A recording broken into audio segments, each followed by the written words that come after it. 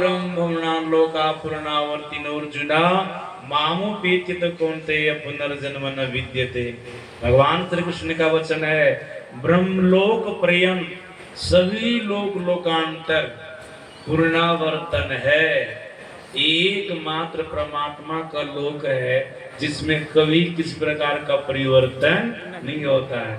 वो शाश्वत है, सनातन है, वो त्रिकाल अबाधित लोक है, किसी भी काल में उसका अभाव नहीं होता है। सभी कालों में वो रहते हैं, चाहे वो भूत काल हो, वर्तमान काल हो या भविष्य काल हो, तीनों कालों में एक समान बना रहता है वो लोग। वही आत्मलोक है, परमात्म लोक है। भगवान श्री कृष्ण कहते हैं, यहाँ आने वाला जो जीवात्मा है न, अर्थात परमात्मा के लोक में जो जाने वाला जीवात्मा है न, वही वहां पर सदा सर्वदा रह सकता है। परमात्म लोक के अलावा किसी भी लोक लोकांतर में किसी भी देवी देवताओं की पूजा करके चला जाए जीव, तो वहां सदा सर्वदा नहीं रहेगा, वो जन्म मरण के चक्र में पड़ा ही रहेगा। भगवान श्री कृष्ण ने गीता में और कहा, देखो मेरा आत्मलोक परमात्म लोक कैसा है। नौर्दभासते सूर्यो न शांको न पावक यद गत्वा निवर्तन्ते तद्धाम परमं मम। भगवान श्री कृष्ण कहते हैं, मेरा आत्मलोक परमात्म लोक कैसा है, जहाँ पर बाहर का तारा प्रकाश नहीं फैलाता है, बाहर का चंद्रमा प्रकाश नहीं फैलाता है, बाहर का सूर्य प्रकाश नहीं फैलाता है, आत्मा के प्रकाश से वो लोग प्रकाशित होता रहता है। एक बार जो जीव ईश्वर परमात्मा की उपासना करके यहाँ तक पहुंच जाता है ना, भगवान श्री कृष्ण कहते हैं उनका पुनः वहां से पतन नहीं होता है, वो सदा सर्वदा वहां पर रहता है। सज्जना उनका पूर्ण कल्याण। इसलिए शास्त्र कहता, महापुरुष कहते हैं, जीव को ईश्वर परमात्मा की उपासना करनी चाहिए। अगर ईश्वर परमात्मा की उपासना करेंगे, ईश्वर परमात्मा के पास चले जाएंगे, वहां सदा सर्वदा के लिए आप स्थायी हो जाएंगे। इधर किसी भी लोग लोकांतर में जाएंगे तो आपका आवागमन लगा ही रहेगा। भगवान श्री कृष्ण कहते हैं, देवताओं को पूजने वाले देवताओं के पास जाते हैं, अब पितरों को पूजने वाले पितर के पास जाते हैं। पितर समझते हैं आप लोग? पितर एक लोक होता है, सज्जन एक पितर देवता है। अगर हम आप अपने पूर्वजों की पूजा करेंगे, कहेंगे नहीं पूर्वज हमारे लिए बहुत कुछ छोड़ करके यहाँ पर गए हैं, जो जीवन भर धन को कमाए, संपत्ति को कमाए, धन अर्जन किए, वैभव अर्जन किए, सब कुछ हमारे लिए छोड़ करके गए, हम उनसे बढ़ करके हमारा कोई देवता नहीं, उनसे बढ़ करके कोई सद्गुरु नहीं, उनसे बढ़ करके कोई परमात्मा नहीं। इसलिए हम पूर्वज की उपासना करेंगे, मतलब पितर को ही पूजेंगे। असज्जना जब पितर को पूज करके आप पितर के पास चले जाएंगे, क्या सदा सर्वदा वहां पर आ जाएंगे? आपके पितर दो प्रकार के होते हैं, एक पुण्यात्मा और दूसरे पापात्मा। हम आपके जो पूर्वज मरे हैं, ऐसा थोड़े हैं उसमें से सब के सब केवल पुण्यात्मा थे, कुछ न कुछ तो पापात्मा भी होंगे ना।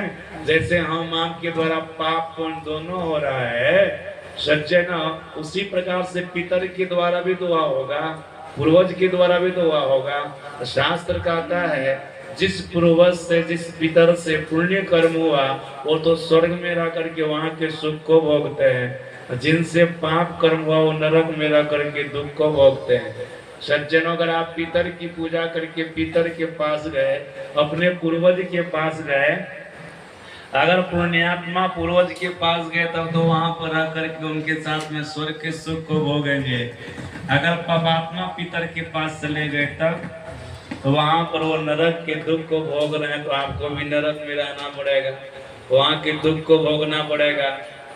और शास्त्र कहता, महापुरुष कहते हैं, पितर लोक जाने वाले जीव सुख दुख दोनों को भोगता है।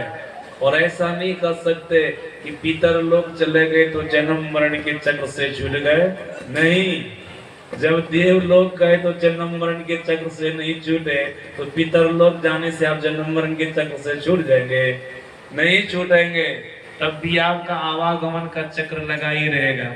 फिर भगवान श्री कृष्ण कहते हैं भूतों को पूजने वाले भूतों के पास जाते हैं। सज्जन, यहाँ भूत का मतलब क्या होता है? मनीषियों ने, महापुरुषों ने भूत का बहुत मतलब बदलाया। महापुरुषों ने का बीता हुआ समय भी भूत कहलाता है, इसलिए ना भूत काल, बीता हुआ समय भूत काल कहलाता। वो भूत है। और सज्जना और भूत, 5 भूतों से हम आपका शरीर बना है। आश्चर्य नहीं कीजिएगा, एक भूत किसी को लगता है तो उसका हालत खराब हो जाता है। होता है ना हालत खराब गाँव घर में, एक भूत किसी को लग जाता तो हालत खराब। यहाँ पर ऋषि का वचन है कि 5 भूतों से हम आपका शरीर बना है। ये 5 भूत क्या है? भूत को समझना पड़ेगा। पंचभूतात्मको देहे पंचमंडल पूरिता, 5 भूतों से मनुष्य का शरीर बना। 5 भूत, मिट्टी, जल, अग्नि, हवा, आकाश। मिट्टी, जल, अग्नि, हवा और आकाश। ये जो 5 तत्व है ना, मनुष्यों ने, महापुरुषों ने 5 तत्वों को भी भूत कहा है। भूत कहा है। इन्हीं 5 तत्वों से हम आपका शरीर बना हुआ है, इसलिए कहा 5 भूतों से शरीर बना है। सज्जन और सुनिए, शरीर चेतनात्मा जीवात्मा भी भूत है, इनको भी भूत कहा।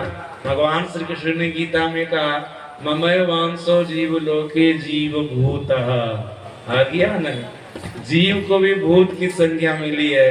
सज्जन, भूत के बहुत सारे अर्थ होते हैं, और एक भूत वो भी होता है जो पापी मरता है, भूत की जोनी में जाता है। एक जोनी भी है भूत प्रेत की।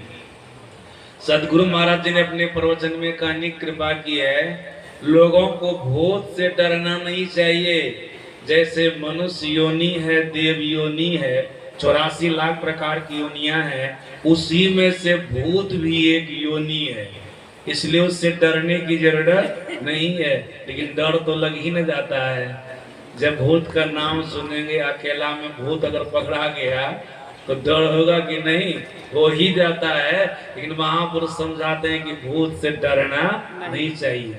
सज्जनों, यहाँ पर भगवान श्री कृष्ण जो कहते हैं भूत की पूजा, यही भूत प्रेत की पूजा बहुत लोग करने वाले होते हैं।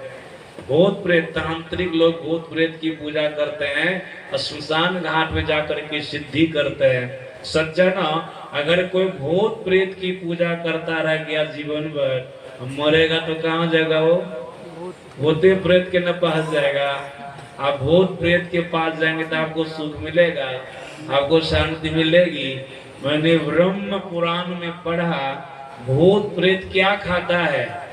विष्ठा खाता है, सड़ी हुई लाश को खाता है, कोयला खाता है, थोक खाता है, खखाड़ खाता है, ये सब उसका भोजन है। और पीने के लिए सबसे बढ़िया पानी पेशाब है, बढ़िया पानी उसके लिए पेशाब है। और हम लोग जो शौच करने जाते हैं, लोटा में पानी ले जाते हैं, कमंडल में पानी ले जाते हैं, या बाथरूम जाते तो पानी लेके जाते हैं ना, शौचालय जाते हैं तो पानी लेके जाते हैं ना। मल धोने से जो पानी गिरता है नीचा, उस पानी को पीता है। या हम लोग जो कपड़ा धो करके सूखने के लिए देते हैं, कपड़ा से जो पानी नीचे गिरता है, उस पानी को वह पीता है। बढ़िया पानी है सब नहीं। खाना पीना उसका बढ़िया है। अगर जीवन भर भूते प्रेत को पूछते रह गए कोई, मरेंगे तो उसके पास तब क्या खाएंगे पिएंगे? कम से कम देवी देव